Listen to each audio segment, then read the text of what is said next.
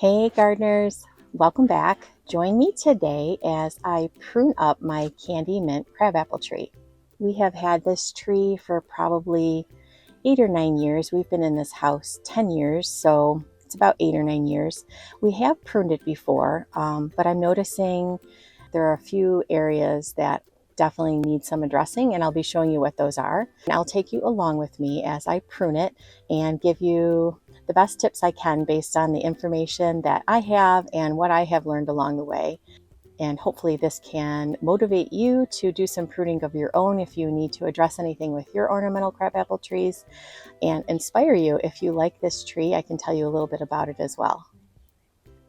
The reason you want to prune your crabapple tree is to maintain the shape of the tree, its overall general health and flowering potential.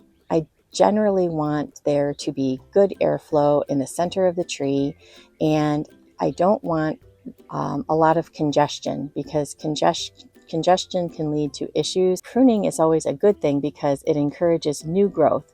So that is definitely a good thing for your tree and also for the blooms. When you prune your tree, when you clean your tree out and get rid of all the unnecessary branches, you increase your blooming potential for that tree as well. The best time to prune is late winter and early spring. And the reason for that is in the late winter, you have most likely surpassed the time where there would be extreme harsh temperatures or harsh frost, which could damage your tree if you're pruning at that time. And early spring is before it breaks dormancy, before the tree starts to leaf out and bud out. That is also a good time because you can see, because this is a deciduous tree, you can see the structure of the tree so much better in order to identify issues and to identify where you need to make your pruning cuts. I'm just going to get some tools together, and I'm also going to clean my tools with a little alcohol just to be on the safe preventative side. So I'm starting this garden task with clean tools. Then I will show you the areas of concern that I have. There's not many for this tree, but I'll show you the areas of concern that I'm going to address today. These are the tools that I'm using, that I have in my gardening arsenal, and you use what you have. You know, you make the best with what you have, and I probably don't have the latest and greatest tools, but this is what I'm going to be using today. So I'm just going to clean these off with some alcohol.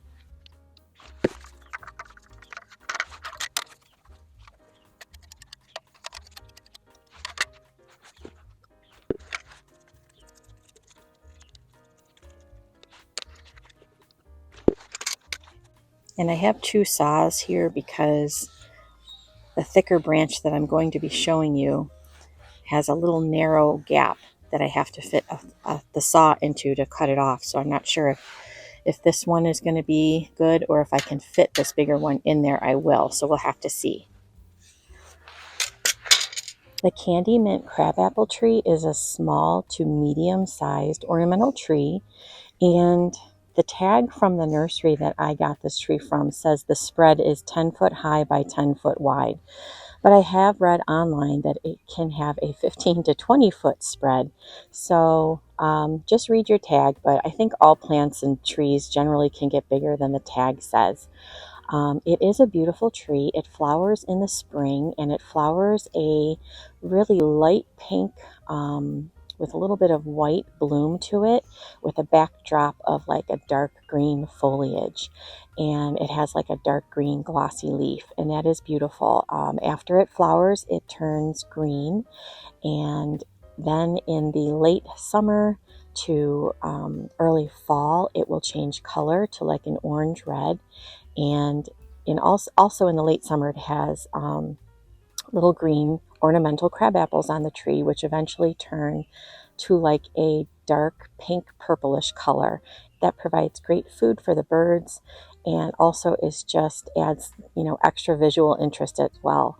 And I have been very happy with this tree, and I love it in my garden. So I'm just going to be going through, and I'm going to be using my Falco 2 pruners to remove any branching that is kind of crossing over or pointing down. For example, you can see this branch here it really is not going to serve me any good growing down this way.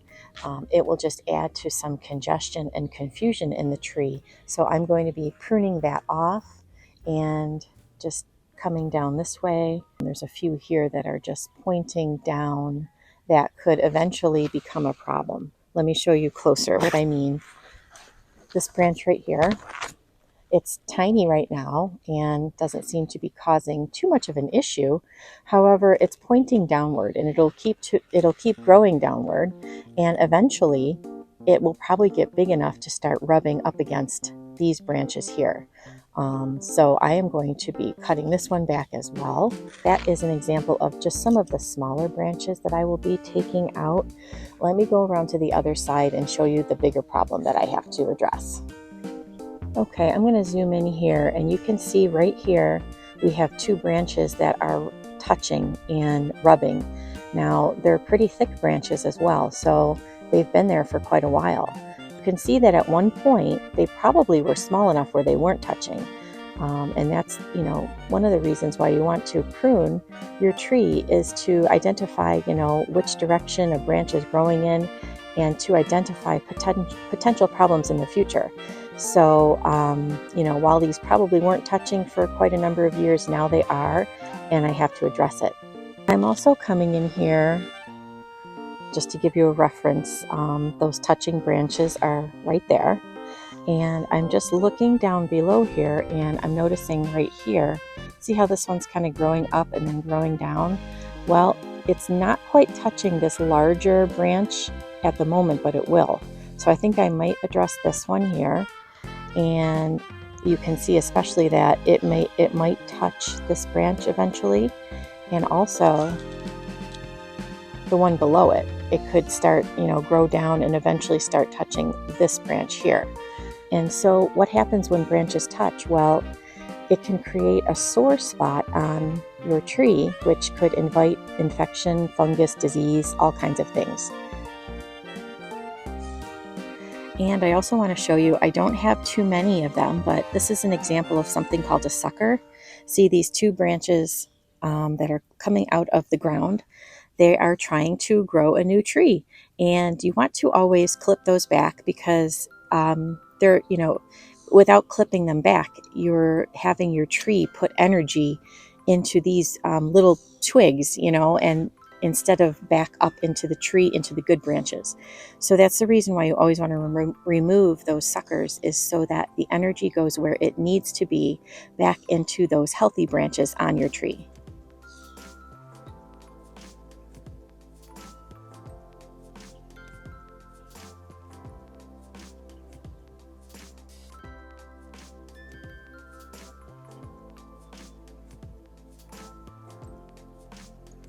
This is another type of branch that I would be interested in pruning.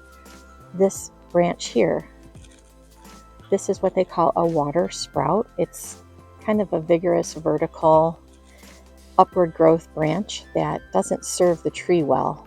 First of all, it's growing in the wrong direction. It's growing up. We don't really need it to grow up like that.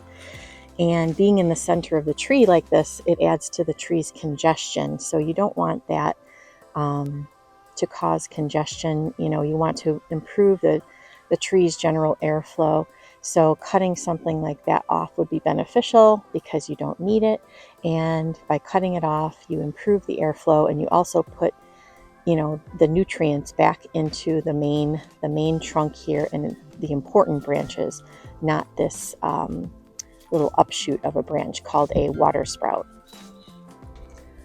The last thing I want to mention before I start pruning is that you don't want to give your tree an incredibly harsh, heavy pruning, because that can shock the tree and affect its growth and flower production. You don't want to stress the tree out too much. So just a light to moderate pruning, depending on what issues you have, is best. And you can always every year come out and thin out those weaker branches. You don't have to take every little thin little branch off your tree. Just identify those bigger issues, which I am going to do today. And then any little smaller issues, if you want to just handle a few of those things, that can be beneficial as well. But just a light to moderate pruning is best for your tree. All right, so I'm just going to handle the easy part here. These couple suckers, I'll get rid of those, and I just kind of come down and just cut as low as I can and just remove those, remove that little branch there. This one is a little bit thicker.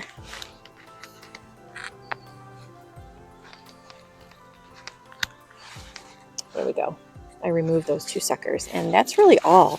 I might have some suckers that start to shoot up as the season progresses, and I'll take care of those as well. But I'm going to move on to some other areas. Lucy, you have a little bit of mulch hanging from your mouth there. She's just kind of laying in the mulch here, just relaxing while I'm doing some garden work. Oh, itch. I'm just going to use my Felcos. This water sprout is a little bit on the smaller side, so I think my Felcos will handle that just fine. And I just clip that right off. I do have my pop-up bag here.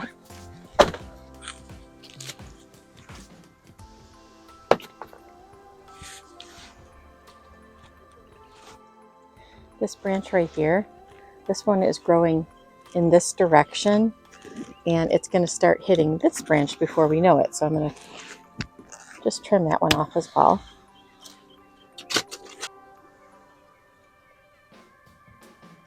Okay, I can see another one that is going to be causing me some problems.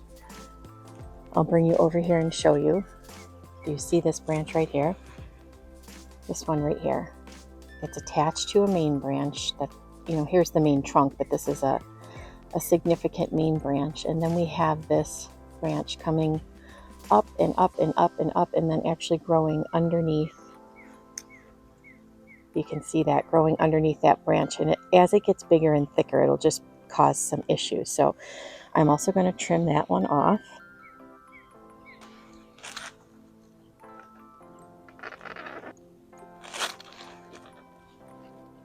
I think I'm going to need 2 hands to trim this one off.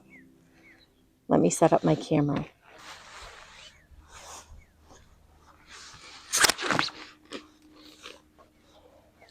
Definitely needed 2 hands for that branch. This is another one that's growing right down and touching this main branch here. You can see it's already rubbing, and it's small enough to really get it before it gets thicker and causes an issue. This one here is a water sprout. I'm going to remove that one. And again, just keeping in mind that I don't want to do an extremely heavy pruning, but I want to take care of branches that I think will be causing issues in the future. Now, if you can see, this is where our problem area is. Oh boy. And there's a bunch of branches that are coming off this main one that are pointing downward. I'm going to get rid of those.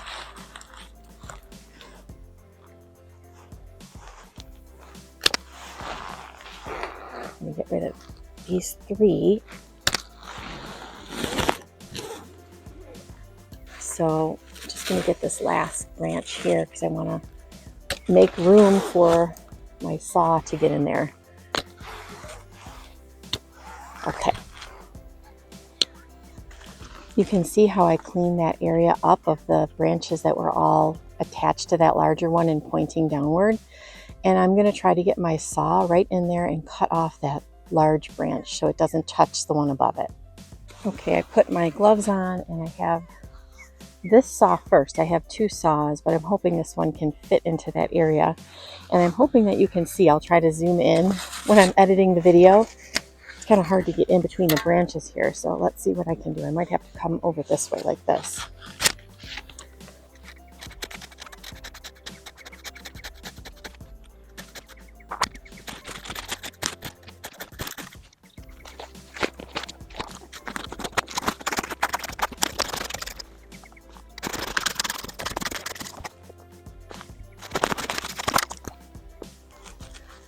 Okay, we did it. Let me come around here and just remove that branch.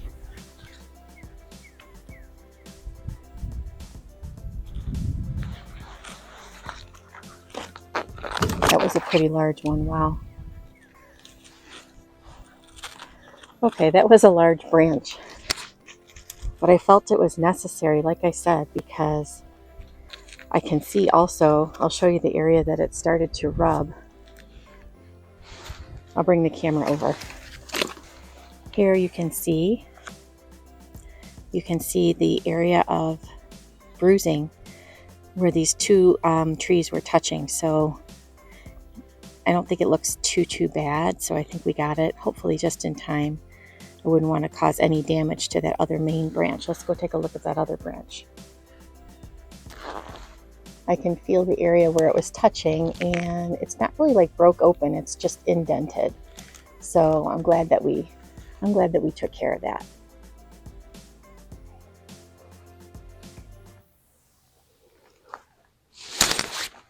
I'm just going to come in here and get a few more things that are kind of going in the wrong direction. This one here is eventually going to touch this one, so we don't want that happening. I'm going to put that one off too. That's fine.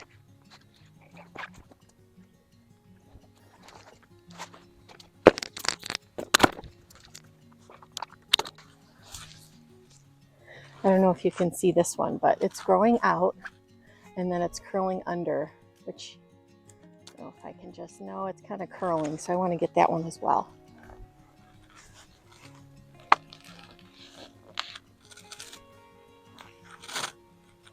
A lot of these branches were little enough that I could handle with my pruners, except for that big thick one that I used the handsaw for. See how this one's curled? Kind of curled. That's going to cause some issue.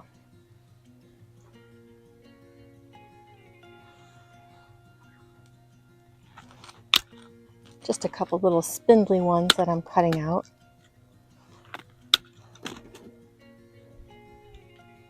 Again, keeping in mind that I'm not going to be doing too much more to this tree. We did cut off quite a big piece, so I don't want to send it into such a state of shock. Here is the final product here, and we did clear some unnecessary branches out. We got rid of some water sprouts, we got rid of some suckers, and some crossing branches. I did not really find anything dead, diseased, or damaged, which was great. And that is just a picture of where I cut that large branch. I noticed I did nick, you can see this branch here, I did nick it with my saw a couple times, but I think it'll be okay. It's just kind of scratched a bit. And just a shot this way. I can tell that it is less congested. Just come around this way, and you can see there is kind of a bare spot there, but we did need to remove that branch. It wasn't serving us well. Thanks for joining me today. I hope you found this information helpful, useful, motivational, or inspirational. I hope this was helpful. It is a beautiful March day. It's March 13th. It's a Thursday, and it's about 50 degrees. There's not much more I'm going to be doing in the garden today. My mom is coming over. We're going to play some cards together. She's actually an expert card player. She likes to play Super Samba. If anybody out there has ever played Super Samba, that's what she's teaching me.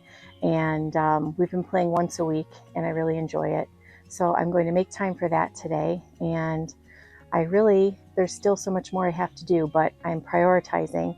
My son was home from school this past week. He had his spring break. He's a sophomore in college.